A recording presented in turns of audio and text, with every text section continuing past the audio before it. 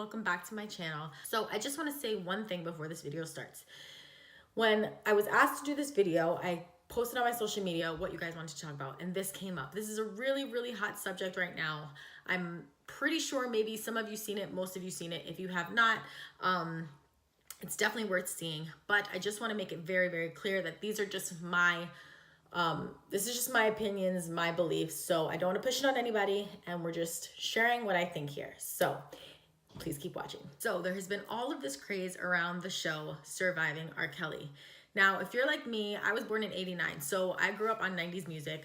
I loved R.Kelly. I loved his music. It was, you know, growing up, like, it was cool. He was like the R&B dude, right? However, when I was younger, I don't really remember so much about the sex tape. I knew that it existed. I didn't really know a lot about the legal things around it. So I figured that I would just watch this show myself. Everybody was talking about it, and I felt that I should just give it a shot to see what it was about, to hear kind of what the findings are and what the allegations have been.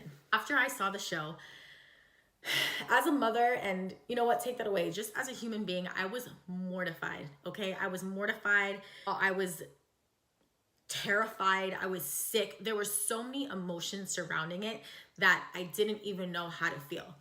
Me as a mom, it really made me take a second look on how I'm raising my kids. I find it super important to be really active in your children's life, okay? So like I said, this is my beliefs and this is what I think. I want to be very involved in my kids' life, not like a super obsessive, you know, helicopter mom, but I want to be involved. I want them to come to me with anything. I want them to trust me. And I also don't want to just let them go off. And, you know, you want to give your children the space, but you also want to make sure that you're involved and you know what's going on. I don't want to get into too many specifics of the show. The only reason I don't want to get into specifics of the show, because at this point, the specifics do not really matter. And I know a lot of people say, don't believe everything the media gives us, but as of right now, that's all we are going off of, because there are three people that know the truth. R.Kelly himself, the victims, and God. Those are the only people that know the truth. So regardless of anything, I'm going off of strictly what the media has given us, because that is the information that we have, unless you know some of these people, you know, on a one-to-one basis. That's all you can go off of. I just find it really sad. My heart breaks for some of these families that have, you know, lost their sister, their daughter, or anything like that to such circumstance, or haven't spoken to their family in a really long time. For me, I don't know what I would do if my daughter had, you know, gone off and I hadn't seen her in years. I can't imagine what that's like. That makes me take a second look on how I'm raising my daughter. And I'm gonna say children in this video, because don't sleep on the fact that a lot of this can happen to men too. So as a mother of a boy and a girl, I want to make sure that I'm very active in my children's life. I want them to trust me. I want them to feel comfortable enough with me to tell me anything.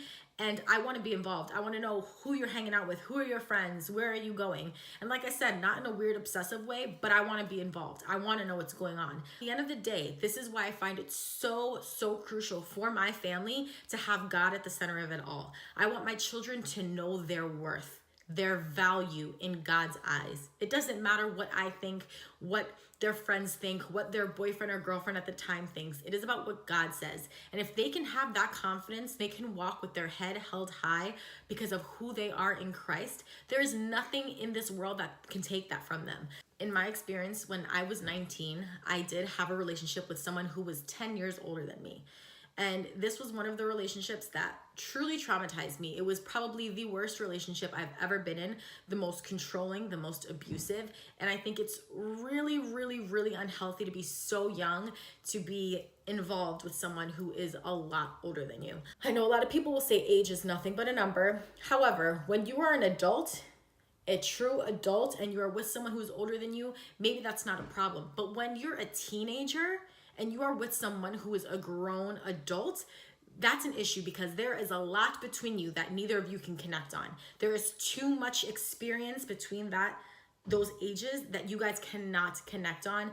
And most of the time, I don't want to say all of the time, because maybe people have gotten together at that age, you know, with that gap, and have moved on and are, you know, successful, healthy relationships now. But a lot of the time it does not work out in those relationships. There's a lot of abuse, mental, physical, spiritual, whatever it is. And because I've had that experience, I really want my daughter to know that it might be fun for a minute of trying to get the attention of a grown man, but it is not worth it. And there is no need to be a teenager with a grown man. That is my opinion. And I want my daughter to know, and I want my son to know, that it doesn't matter whose attention you're trying to grab. I want you to value and love yourself and respect yourself. To know that you are beautiful, you are loved. There is no one in this world who should ever control you or make you feel less than, make you do things that you do not want to do. Like I said, a lot of the time, if there's a disconnect between a parent and child of not really caring and not really connecting, like you want to be involved in their life, a lot of things happen. They go astray, they make bad decisions. Of course, children will make mistakes and bad decisions along the way, but you need to be there to support them and love them. While I'm saying this, I don't want it to seem like I'm not saying any of these parents did not love their children, did not support their children. I am just saying that it has made me look at my parenting skills, and I want to continue to remind my children of their worth and their value comes from God and God alone. In that, my prayer is that my kids will learn that they never have to seek validation or seek attention from anyone else. I don't want them to feel like there is something they're missing in life that they can get from someone older or someone more experienced. For us as a family, the only answer is putting God first. The only answer is that God is foundational. I pray for every single family that has been affected from these allegations and from these actions. I can't imagine what they're going through. And I also want to say he needs to be charged for sure, but I also think that he needs help. As we know, he suffered from molestation when he was younger, and by no means is that any excuse. However, hurt people do hurt people. And there is some trauma there that has caused him to, perform such things and doing these actions. And I really believe that we need to help heal ourselves from the things that have gone on in our life that can affect us later on in our life. It is not okay to know that we suffered something so detrimental in our life and to leave it as if it's going to go away, forget that it even happened. Those things we carry on into adulthood, whether you want to believe it or not, they affect your actions, they affect the way you think, they affect your beliefs. And if we do not heal from those things, we will end up hurting people that never hurt us to begin with. So I pray that he gets the help he needs. I pray that God bring his love and peace upon these families who have been affected in such a way. And if there's anything that you can take away from that show, is that you want to love on your kids harder and just love more. It's hard. And as far as I'm concerned, we can't protect our kids forever. As parents, there's only so much that you can do, but it is our job to try. It is our job to continuing to raise our children the right way, whatever the right way is to you. And other than that, that is my takeaway from the show. And like I said, after it, I was like hurt, I was sick. I didn't even know what to believe. And a lot of people had just that feeling of like, they didn't even know what to feel anymore.